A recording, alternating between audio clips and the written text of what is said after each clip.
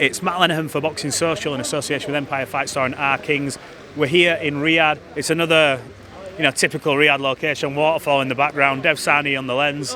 Dev, talk to me. What more do you want, Matt? You've got Dev Sahni on your lens. You've got the waterfalls behind me. Boxing fans would be forgiven for thinking this is Las Vegas. It's not. We're in Riyadh, the new capital of boxing. Mate, I'm hyped. What a week. That was the grand arrivals tonight. Everyone grandly arrived. And, not an awful lot was said in anger. But someone who did say something in anger was Carlos Adames. Yes. My God, did you hear what he said about Did he say decapitate? Yes, he used the words decapitate for Hamza Shiraz. I didn't enjoy that particular wording, but look, he's come here and he fancies the job. He really fancies it. Look, I want to ask you, I don't watch many interviews other than just because I do it all day anyway, but I saw a clip of you and Artur Beterbiev sizing you up. How frightened on a scale of 1 to 10 are you of Artur Beterbiev? Do you know what? It's been a very interesting experience. I've known him since the Anthony Yard fight now. Which was the start of 2023. There's been times where it's been intriguing. There's been times where it's been funny, and I'll be honest, Matt. There's been times where it's been very frightening.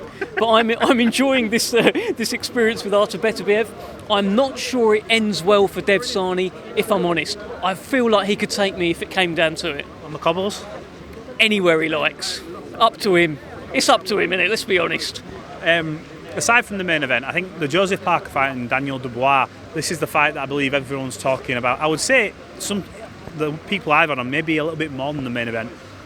Both have got a good story, but in the interviews, Joseph talking about breaking his heart. Yeah. I think I saw the round table they did where they spoke and Andy Lee was talking about reverting back to type almost and the demons coming back to the surface. You've been around both men, for the last couple of days. What do you make of the demeanour of both men?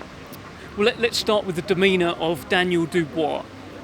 All business, no games. But he's still got this confidence and that, he will have a bit of a laugh with you. It's almost you trick him into having a bit of a laugh. Because I got him to laugh a few times in the interview that I did with him yesterday. But then we did one of those social media games, getting him to go back through old photos and all stuff like that. Who's going to win this? What was your favourite memory? All of that stuff. And after about 2 little goes, he just said, I don't want to do this. And I had to wrap up and be like, well, he's not here to play games or any of that stuff. And he's not here for any of that. He's just here to, in his view, destroy Joseph Parker. I've also seen clips where they've sat them both together, him and Parker. Parker's gone, right, Dan, and he's just ignored him. He doesn't want to know. So I'd say the demeanour of Daniel Dubois is to destroy.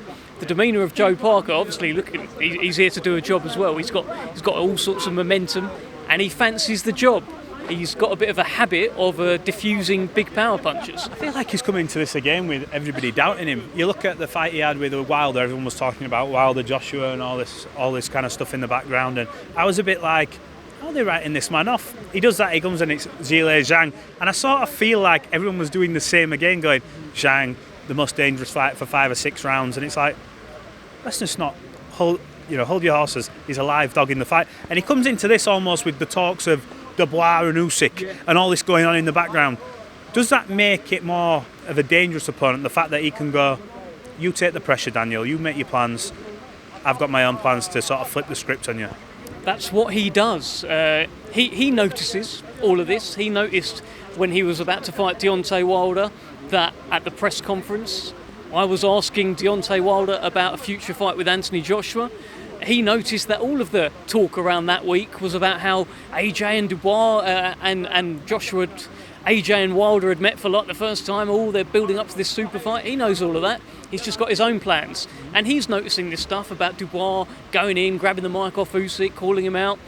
Again, he's just got his own plans. He don't care about any of it. Joe Parker does what he wants to do. And what he tends to do right now is just win.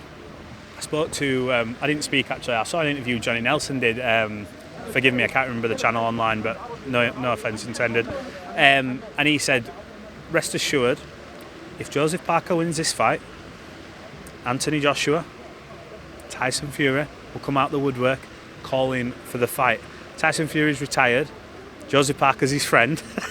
I would find that a bit odd, but he says Anthony Joshua will be calling for that fight if Joseph Parker wins. Do you think if Dubois wins, Anthony Joshua will be calling the fight still? or do you think there'd be a difference depending on who wins? I don't think a Joe Parker win prizes Tyson Fury out of retirement. I don't think that he'll fight his mate. The AJ one's interesting though, because he'll probably see that as a fight that he's won before, and he probably fancies it to win again. So on the AJ side, he's probably not far off the mark there, Johnny. AJ may well fancy this. Will he fight Dubois again? I don't know. Well, if you ask Eddie Hearn says that's the fight that Anthony Joshua wants. He wants either Fury or Dubois or winner of Caballero and Zhang, things like that. So, I don't know. All eyes on Saturday. Look, one of the things that's surprised me this week, I've never spoke to Floyd Schofield outside of this fight week.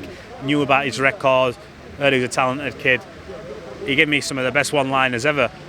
The stuff he said about Shakur, and Shakur did an interview after saying, I don't know this guy. I don't know what he's talking about.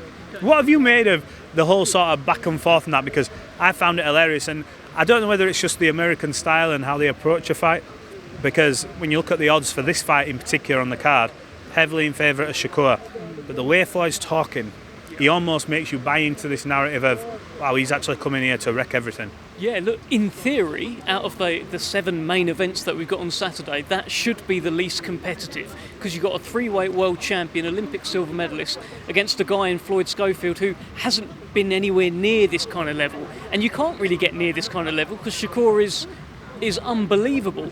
But what he's got is tremendous self-belief. What he's got is no miles on the clock, and he's got that bravery and ignorance of youth. He wanted this fight, 22 years old. No one calls that Shakur Stevenson. Floyd Schofield said, yes, I want Shakur. He had people around him saying, are you sure? Maybe we can do it later, do it down the line. He said, no, I want Shakur. And he's got him. I can't wait. Only one more, 'cause it's absolutely freezing, and I appreciate you giving us your time. I was going to say 5v5. Look, I know there's deals to be made in Saudi. I've seen Eddie and Frank here. They've had to go off with Spencer, I believe, now, potentially to speak to the big man himself about putting some fights together. This 5v5 though coming up, I'm seeing rumours of a Justice Hooney, Moses Atauma fight. What are the fights you'd like to see? And I'm sure you're privy to information, but if Dev Sahni could put a few fights together, what would you like to see? Honestly, just any fight that Queensberry will win. So that's any variation of Queensberry against Matchroom.